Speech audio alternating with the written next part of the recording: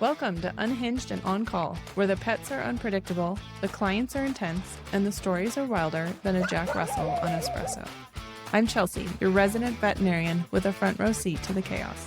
And I'm Trish, a registered vet tech and expert in surviving the madness with a syringe in one hand and snacks in the other. We're here to share the wonderful, weird, and downright unhinged realities of life in vet med. So grab your stethoscope and maybe a drink, because let's face it, this field will break your heart, heal your soul, and then try to bite you all before lunch. Buckle up for some chaos and a whole lot of support for the folks riding this emotional roller coaster right along with us, because these vet truck confessions are about to get wild. Welcome to Unhinged and On-Call. We're excited to have a guest on today, but Trish and I are going to relive a story that happened probably 10 years ago. Yeah, I think Chelsea's partly forcing me to relive so this story excited. a little bit because It's traumatic it's for one Trish. of those that you just I'm just never going to think about that ever again. But, it is what it is. No, we were, beautiful day. I'll set the scenery. It was a gorgeous sunny day in Colorado. Hot. Very hot. Oh, that's even worse for the story. No, this is worse. That it was hot. I wish it were colder else. That's why everyone needs to know, because it was flies and it was hot and muggy. Yes. Like July, maybe? Like deep summer for sure. Yeah, it was. Yeah. So we get a call from actually a pretty good friend of ours that his horse had an abscess on its neck and we needed to go take a look at it. So we get out there and horse is in a stall. So we go into the barn and start looking at it, and we walk around and immediately it's huge. Like, how big would you say? How big would you say that was? Grapefruit size. Yes. Yeah. Grapefruit size abscess for sure.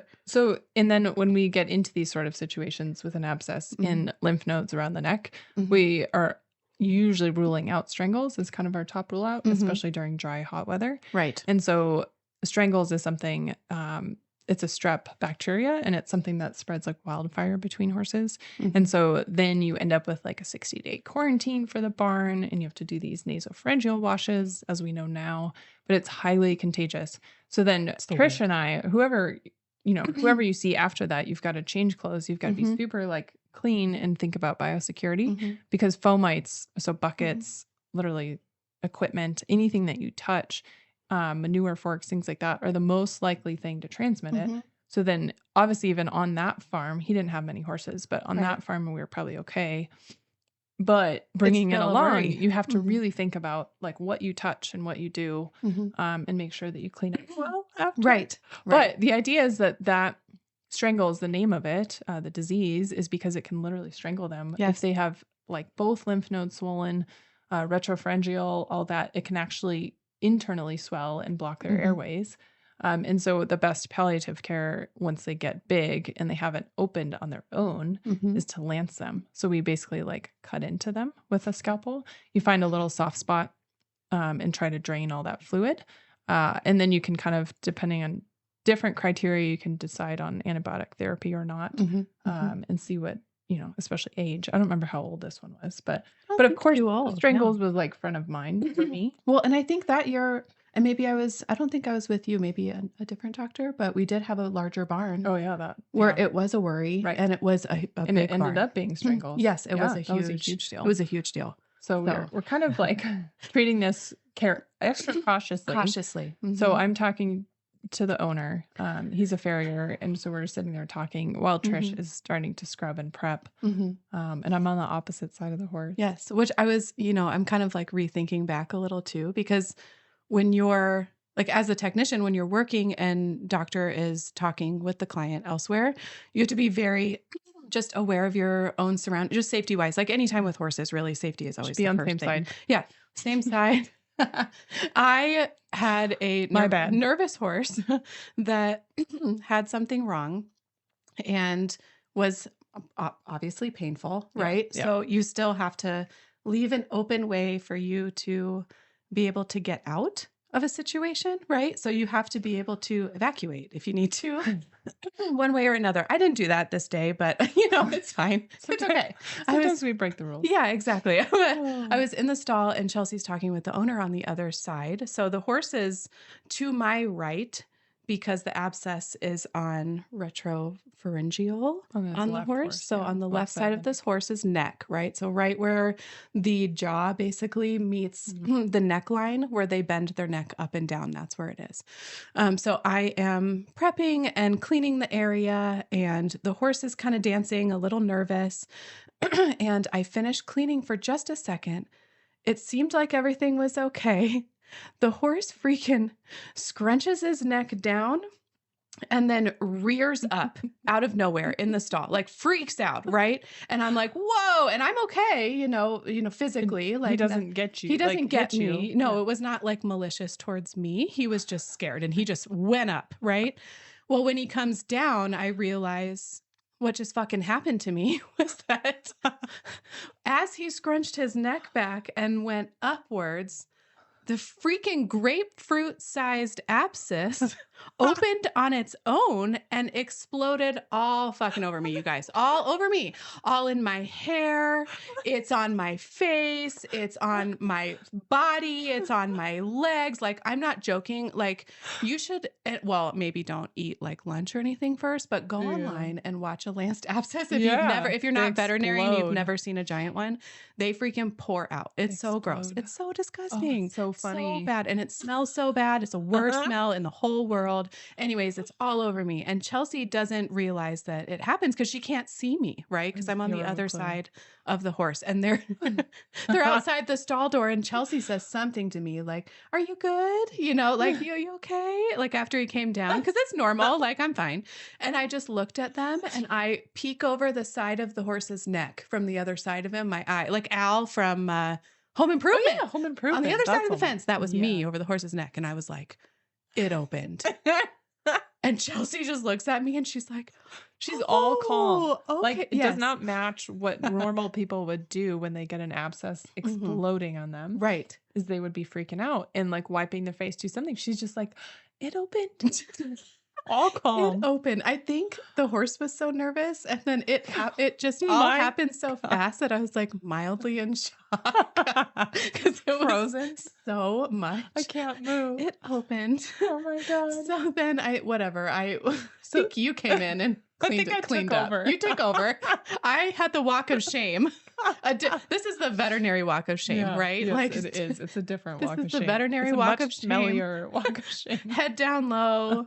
Towel in hand, and I'm just like walking slowly out the barn to the back of the truck. And I stand there, and Chelsea's like finishing up with the client. And, obviously as the show goes on, like she has to clean the horse and, do all of that and get them all set up. So I'm standing in the fucking 80-degree weather. Oh God, it was so hot. Back of the truck flies, with just abscess sitting all over me. And I just like slowly start at least getting it off my face. I'm kind of like using towels to get it out of my hair. And Chelsea walks out and she's like, "You smell really bad." And she starts laughing. And I start laughing. And I was like, I don't think I can get back in our truck. Like, once again, here we are back to our truck being like compromised. But she's like, "I might just strap you to the roof. And by the time we get back to the clinic, you'll be all aired out.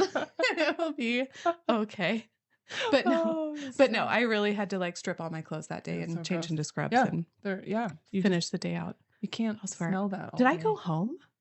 I don't think after so. that. No, I put my hair in a bun. Yeah, gross. I think you just have to soldier on. Yeah, you do. I mean, shit happens. It was big, gross. You guys. It was and the owner is so sweet because it was such a thing. Yes. So they gave her a Starbucks gift card, and they were like, they felt awful, as if they could have planned it. Like, no one would have known that was going to happen. No, not their fault. Oh my God. Yeah, they sent me the nicest card and wrote me a note. I'm so sorry. They felt really bad. Yeah. Oh my God. That was and it wasn't really strangled for anyone wondering. It was not a really weird. I want to say it was like an actinomyces, like something that cattle would get. And it was it was kind of caseous but watery. Yeah. Like watery around. So it was not a strangles abscess, which was good. neither of those are zoonotic, so we weren't worried about you actually like getting sick. Just sick. But there from are the things smell. that are zoonotic, like staph and all that. Like, Right. that would be disgusting. A concern. Yeah. Yeah. Yeah. That would be like a human health concern. Right. So, Ugh. I mean, I guess in a way you got lucky. I don't know if I can say that. I love I wasn't this the is one why that we're got... friends. You're always looking to the bright side. I love to do that. You got at lucky. least, it wasn't this or that. Do you remember if any of it got in your mouth? I don't believe it did. Okay. I don't. And that's what I always I feel hear, like I would know. And is having my mouth open remember. for something. Just like, and that's why I try to be very careful about my mouth being shut. But if you're talking and doing things and lancing things, that is one of maybe my fears. that's why, is I was kind of quiet alone in my own little squared off area of the stall. Not talking, just kidding. The worst. She took care of it. I didn't even have to lance it. We just like lavaged it. It opened. And cultured it and went home. I saved you. Well, no, we went to the calls. I saved you a razor. Yeah, that's right. The scalpel cost I is did. like 3 cents. Yeah. You're welcome. You're welcome, Chelsea. Took one for the team. Tech of the year. Oh, yes. Well, that's for sure. Yeah. Yes, we know that already. Yeah. Oh my God. Embarrassing. But gosh. it is what it is. Well, on our show today, we have a great friend of mine, Dr. Shanna Hardin. She went to CSU with Brett and I. So we all graduated in 2011. And then she did an internship in Texas at ESMS. And then I don't know how we managed to do this, but we all we didn't do anything in our internships. We just worked and saved money. And I think student loans were just coming due at the second half of our internship, but we all took this trip to Australia, which was amazing. Oh my gosh. So it was 3 couples. 4 of us had gone to vet school at CSU and then 2 spouses. So fun. And we spent 7 days in Australia together. And we, maybe I might need to save this for later, but I don't know if we'll have time. Yeah. We rented a yacht in the Whitsundays, which is part of the Great Barrier Reef. Hell yeah. That's like right up my alley. So it is. I would do that. Okay, so here's all of us at 27. Like we're just out of maybe 28, I guess, after internship. Yeah. But we had planned it. So our good friend and classmate, Amy Daly, did her internship down in Australia. Okay. And they have a huge racetrack industry. So it was all equine. Very cool practice down there. And so we stayed with them in Sydney. And then she got a few days off and we were able to go up. I think by plane, we went to the Whitsundays or Great Barrier Reef. So like northeast area of Australia. And none of us, we're all landlocked. Like we're all from Colorado or New Mexico for Shanna, but none of us are good at boating or sailing. Oh, me neither. I have no idea what I'm doing. So we get there and people are asking before we go because Amy, Dr. Daly has set this up. And we're like, oh, there will be a skipper or like somebody with us, right? Oh, well, yeah. It's the Greenwich. She's a 38-foot yacht. And so we all think, like there's going to be someone with us, but we don't have money. So that would be really expensive. So we kind of get down there to have someone with you for 3 days is what we had at 3 or 4 days. So the 6 of us are going to live on this yacht in the Great Barrier Reef for 3 days. And you don't 4 know days. how to do things on a boat. And this is part of aging, right? Right. Yes. I thought it sounded like so much fun. Let's do it. Let's do it. Yeah. Mm-hmm. Well, unfortunately, Brett and I are the first ones to get there. This is one of my favorite stories. Of Brett and I. Brett, really. We're the first ones to get there. So we fly up and we have to take the intro course, And so luckily the Greenwich has an onboard motor. So it's not that we have to learn to sail in 1 hour, as it turns out. However, we do have to be able to get in and out of marinas in Australia. My God. Yes. It's like they're a trailer. Much bigger yachts. Yeah. Oh my God. So we get this 1 hour tutorial and the guy does take us out and he shows us the sails and how to like technically sail and starboard and blah, blah, blah, all the things, right? Well, 1 hour is like not enough to learn to sail in a reef setting. So the whole thing about the Great Barrier Reef and any other reef is that your depths in the water change massively. Well, yeah. I would not thrive in that situation. That would not be. So there's 2 GPS monitors because this is all before, I'm trying to think. We wouldn't have had cell phone service. Like we had nothing. So we had a sat phone and we had 2 GPSs on this thing. Yeah. And we had all these like nautical maps, right? So you could at least know where you're going. But basically we just had the boat for 4 days. And they're like, bye, see ya. And I don't even know if we like what the insurance looked like. I mean, the people in Australia are pretty lax. Wow. So I don't even know. That's But incredible. That I do specifically recall that if we beached it, like the hull was something like $80,000 to repair. What? So, and we're all like broke $80,000? And you're like, yeah, no problem. I'm not signing. And this is 2012, right? So then we're all broke ass, like recent graduates from vet school. And oh my like, God. Okay, don't beach it. Nobody like, don't do that. anything. Yeah. Right. And I don't remember if we had insurance or not. But I specifically recall going down that 2 or 3 weeks of people, you know, just saying, oh, we're going to Australia. We're going to rent a yacht. We're going to go on the Great Barrier Reef and sail. Yeah. And everyone's like, oh, do you have sailing experience? You know, do you have boat experience? And we're all kind of like, oh, yeah, well, yeah, we'll be fine. And then I think by the time the 15th person asked me if we had a skipper or someone going with us, or a captain, I should say. You were like, maybe. I literally was like, maybe this is like too much. Maybe we're getting in over our heads. Oh my gosh. So we finished this 1-hour tutorial, and Brett is very studious and like obviously paying attention and responsible. And he's like, and handy, like savvy, super handy, super right? savvy. So I have all the confidence in the world for him. Right. Yeah. I would. Yeah. But I love learning. So I was like trying to learn to sail. Right. Yeah. But it really depends on your wind. And in the 1-hour tutorial that we got, we didn't really have wind. So we didn't go anywhere without the motor. Like we weren't actually sailing. And he was like, oh, sorry, not a good day for this. So we have to go from one marina and go pick up our friends closer to an airport marina. I don't recall all the specifics. All I know is that that is wild. All I know is that we had to pull up into the marina, and there's a specific way on the radio that you have to request a slot as you're coming in. Right. And like we've all driven boats before, you know, like we can figure that out. Yeah. But docking and doing all the things, we are the slot we get on the first marina, and we're just starting, right? I have all these pictures. I'll find You do? Oh, okay, good. Is one of these big wheels, right? So he gives Brett the slot number, and we're like, okay, we got this. We pull up next to this like mega million yacht, fucking giant yacht. What? And our slip is right next to it. And it's a smaller slip. So like I'm not saying we have to squeeze, but there's not a lot of room for error. This guy has no shoes on, I'm assuming the yacht owner. He's on his upper deck, and he's kind of like spraying stuff off and cleaning. And I see his eyes, like his look of terror when he sees that we're coming in, and Brett's like, and the wheels going back and forth and making all these like adjustments.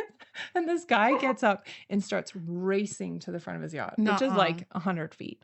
And he jumps down to come help us.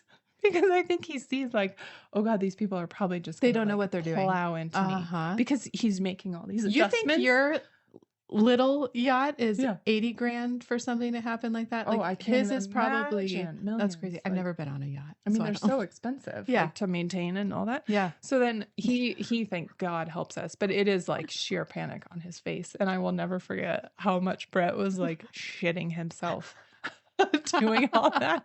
And I'm, because you have to like jump off and get the ropes and get them tied there's and whatever. all the things. So we figure that out, and I'll try to wrap this up because there's a lot of things to the story. But we get out, and I think we get better at like coming in, because I don't know that we went into a marina until the very end again. But what we did figure out after 2 nights was the Great Barrier Reef is mostly sand. So when you drop your anchor, if you can't find a buoy at night and you come into a little cove, you have to calculate, obviously, the radius of your anchor length as to like if it's windy, how far you're going to go around. Right. Well, there weren't enough like buoys, and we didn't really seek them out at first. And so the first night we were in this little cove with like 8 other boats, and it's all sand. So you drop an anchor, and that anchor can fucking It's just moving. You're just cruising with it. It's just slowing you down a little.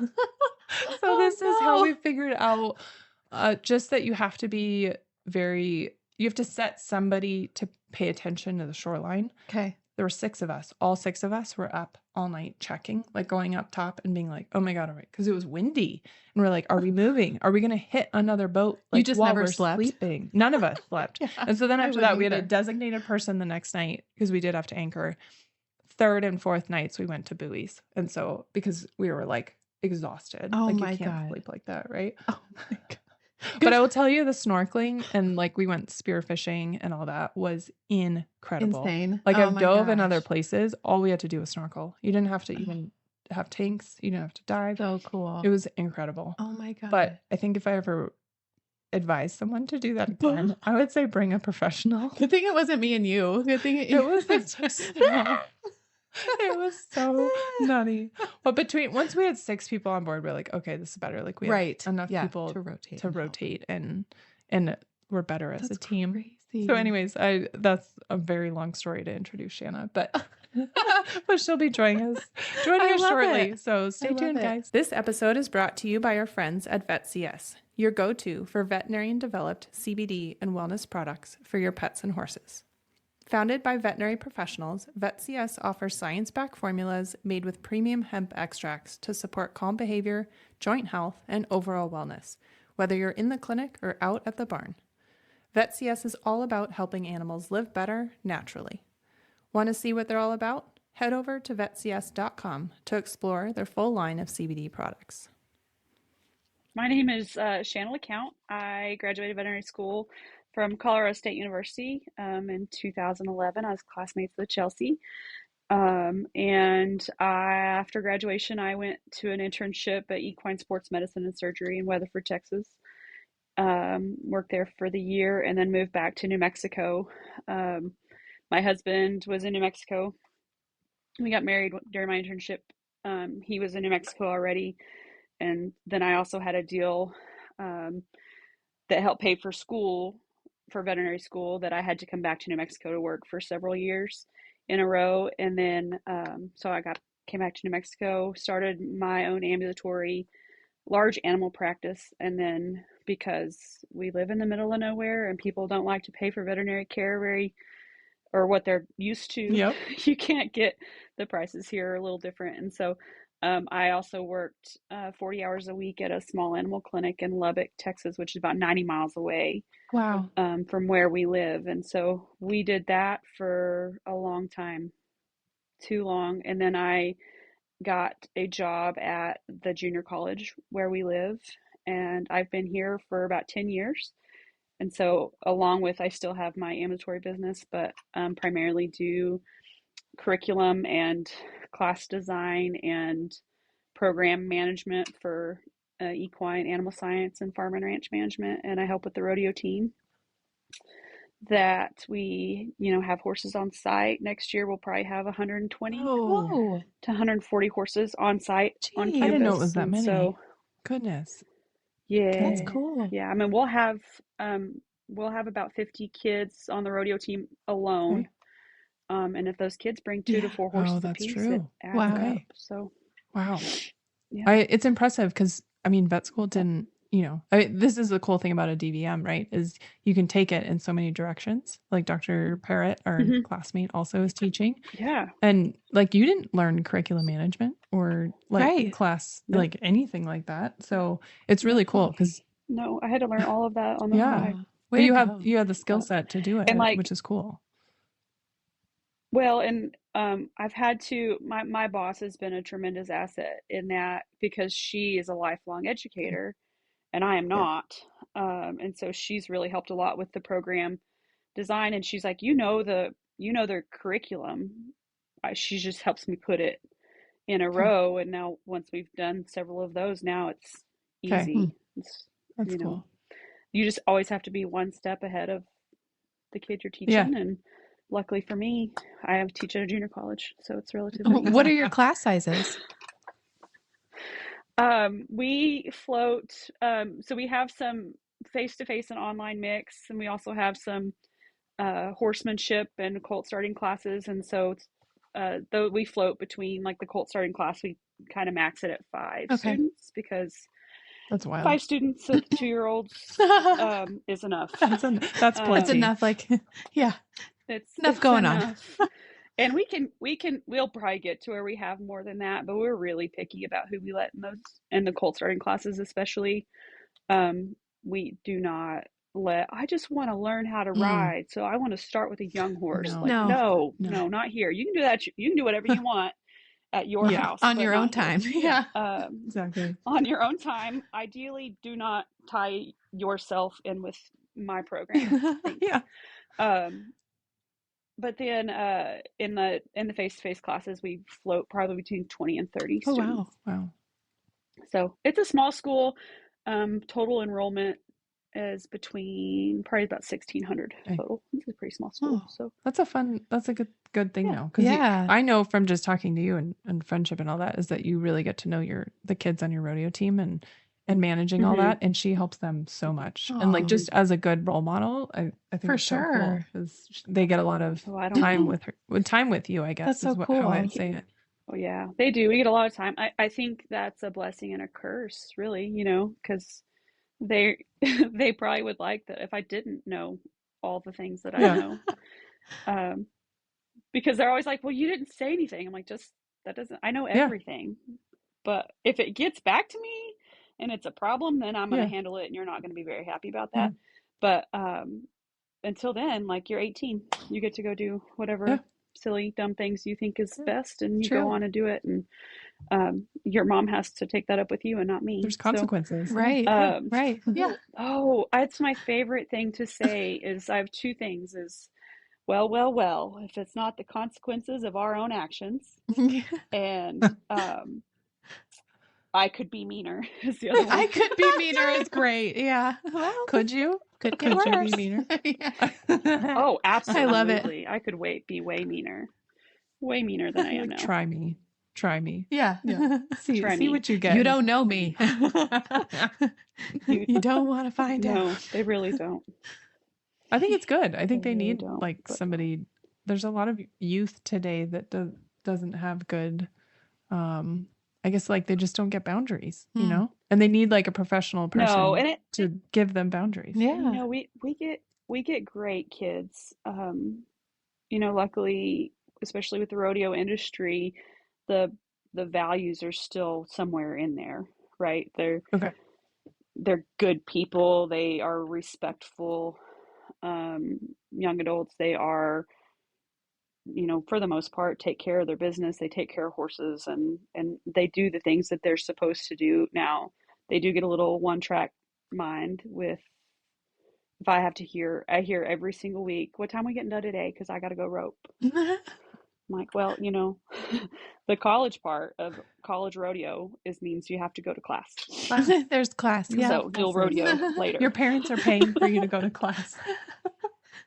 Yes, or somebody's paying for you to go to class. Yeah. That's awesome. That's the biggest thing is giving them a buy-in and letting them take some responsibility because they are young adults now and you have to give them enough that they can make the mistakes but that they can kind of do it safely and that's not going to be a tragic consequence usually. So for sure. Yeah, there's a lot to get into. Yeah. I'm glad we didn't go to college now with like social media. And I mean, we kind of had the start of social media, but we didn't have all this and like parents being able to track you and with all the technology. Like, oh my God. Because we were able to do stupid stuff and it didn't carry forward. Yeah. If my mom knew how little studying we actually did in vet school, I feel like we'd have been in so much trouble. Why did I send you? We spent more time messing around. I know. Yeah. That was part of the gig, though. The well-roundedness, I guess. Absolutely. Yeah. You have to have some fun. You have to have some fun too. That's right. Oh, there was. Well, tell us. I think you saved up a couple stories for us. Yeah. Oh yeah. I don't know which one you want. Your favorite. My favorite story. Well, so I was talking to my husband, is Zach, and I was talking to him. I said, I don't know, I'm going on Chelsea's podcast and she wants to know the funny stuff of vet med, the horrifying. I'm like, so tell me what you think the funniest story that we've had. And he had one that was completely different. And so I have two really funny ones. The first one, I'll tell mine because Zach's is better than mine. Mine was still to this day is just horrifying that this even happened. So I was at a small animal clinic in Lubbock, and I'm not a small animal clinic girl. I wore jeans and boots in the clinic, and they know when they look at me that I'm not a cat or a dog veterinarian. And so, but people would still try stuff. And so we had a dog that was this mangy little Chihuahua thing, and the people that go along with the mangy little Chihuahua thing, and I think the lady, you're breaking up. Yeah, just sorry. There we go. The dog ended up having scabies.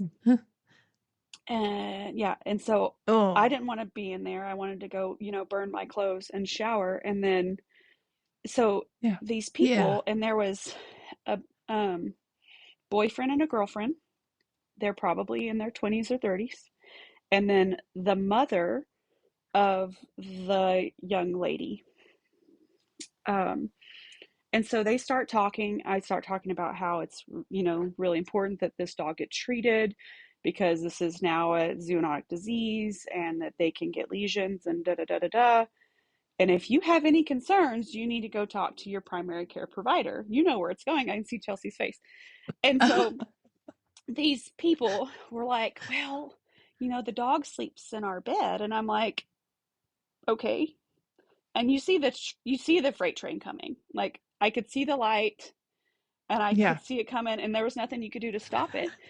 And she said, when we're in bed and she has to whisper, having sex, can we get this in our private parts? And I was like, I couldn't escape. I couldn't leave. I couldn't get out of it. I looked at my deck.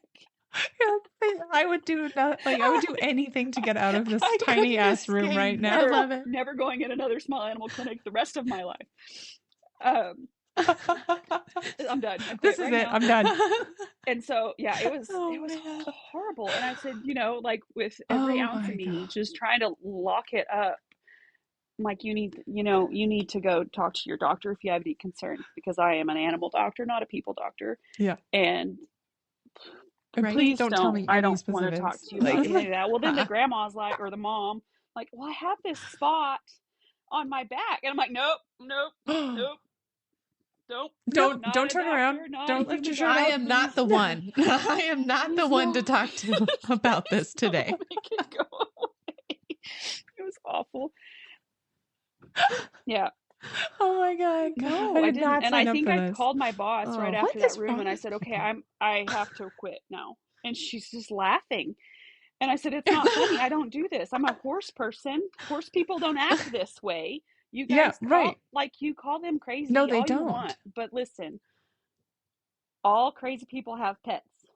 Not all crazy people have horses, but all crazy people have pets. And that's where we were that day. It was horrifying. Oh my God. The audacity is wild. To, and $100 says they never go get any treatment for themselves. No, they probably, no way. That's not what it was. No, to their own doctor. Was wrong. Oh God, I cannot imagine in bed with scabies. Yeah. My God. I know, you have to nuke the place. In bed with scabies. That is the worst. The worst. Oh God, and a Chihuahua. Oh God. The picture. Well, thank you for setting that, because it is utterly disgusting. Right. Yeah. Right. I will not need lunch today.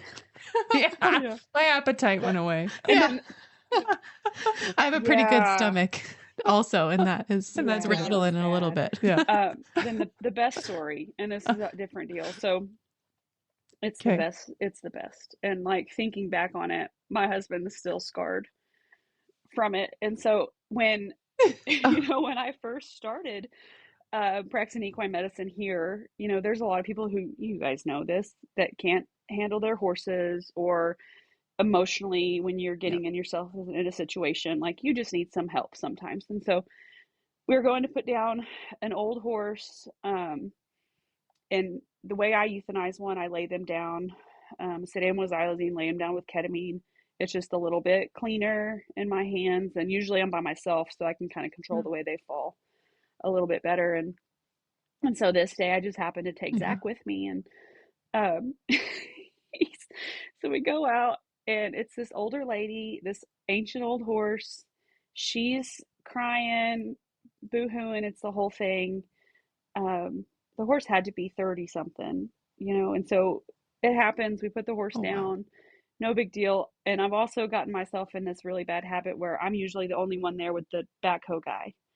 And so my backhoe guy, Oh God. my So you're backhoe guy hoping. now, he loves me. So he gives a ramp, digs a ramp so I can crawl out of the hole, Yeah, that is nice. And so this time Yeah. we're putting chains around the horse's legs so we can put him down in the hole to bury him. And I look up because I'm still on the horse's head, and I was checking a corneal and getting the halter off and doing all of that stuff. And I look up, and Zach's eyes are like saucers, big around. And I'm like, what is... He's a very calm dude. Oh, so when okay. he's making Very any calm. kind of facial expression, you're like, what's happening? Anyway, so he's got big saucers, right? So something's going on. I finish up what I'm doing, and I go back to stand next to Zach, and the lady's husband or boyfriend, I don't know, they were in their 60s, so maybe boyfriend, maybe husband, I don't know, was bent down putting chains on this horse's legs, and he's got a blue whale tail. Oh no, he doesn't.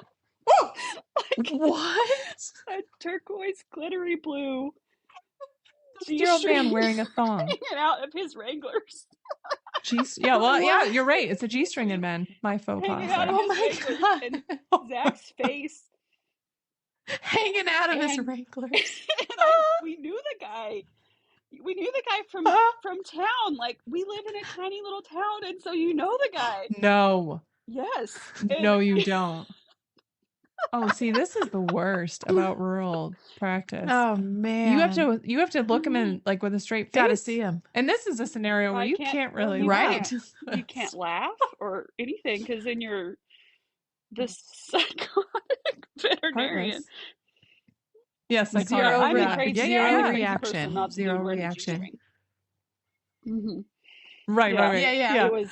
Oh my God. It was phenomenal. I wonder if she's into it. I don't. Probably. I mean, I bet she like. Or they were hers. She buys them.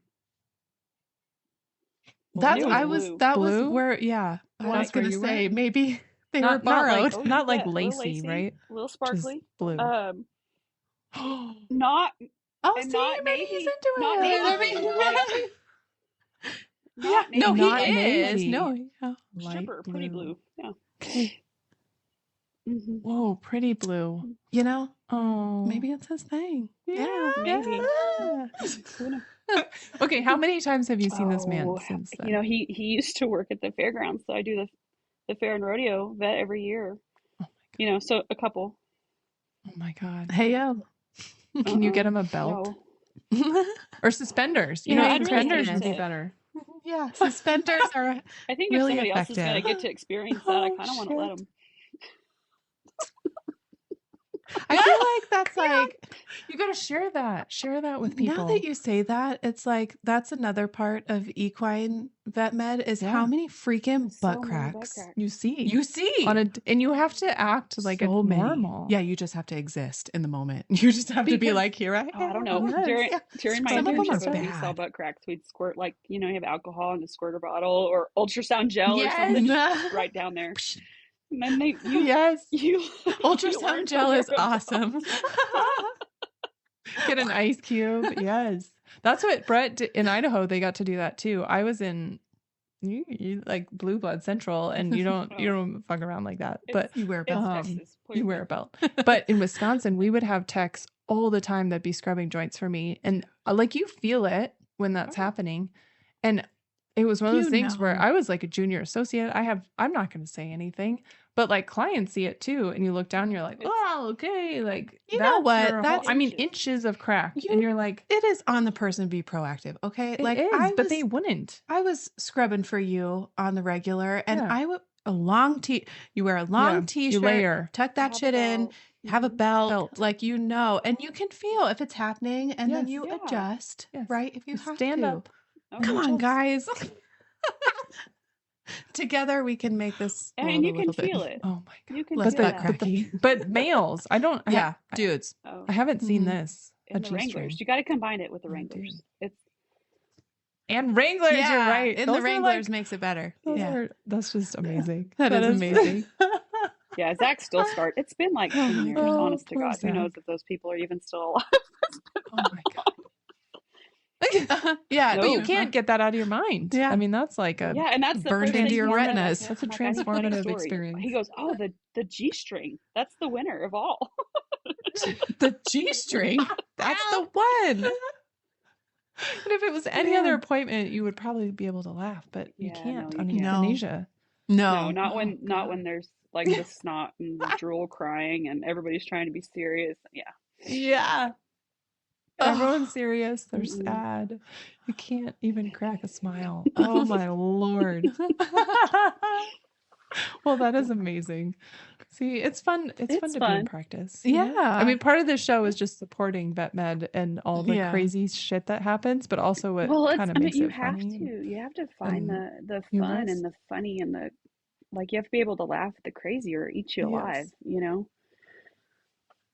It would. Yeah. I mean, it does. The world in general is a crazy place, and you have to deal with so many different people all the time. Like it's just bound to happen. But it does make you think, like, the majority of people are pretty interesting. You know, like there's a lot of interesting scenarios that happen. So thanks for you need like sharing the double, yours. like the DVM and the PhD in psychology, I think. Yeah. Well, I do feel like we were ill prepared for psychology. Like the amount of emotional support I've had to provide. And it's just because we're the person there. But I do feel like we had a really badass communications practicum at CSU. And it was one of the first, I think, in the country that they incorporated it. And that was helpful. But a PhD in psychology is legit. Like there are some very weird things that people confide in me or to me, I guess, about themselves personally and what they're going through. And we just happen to be there and we're like sounding board. But man, I'm like, I don't know how to handle and this. I don't know if there's a way to prepare people for that. Because honest to God, like, I don't think that anybody thinks real life. Would you do? Yeah. That would happen in real life. You know what I mean? You're like, that's true. Yeah, you wouldn't be able to prep for that. Because it's so out there. I mean, the stories are crazy, but it's just, I dissociate. I'm just like, oh, that's rough.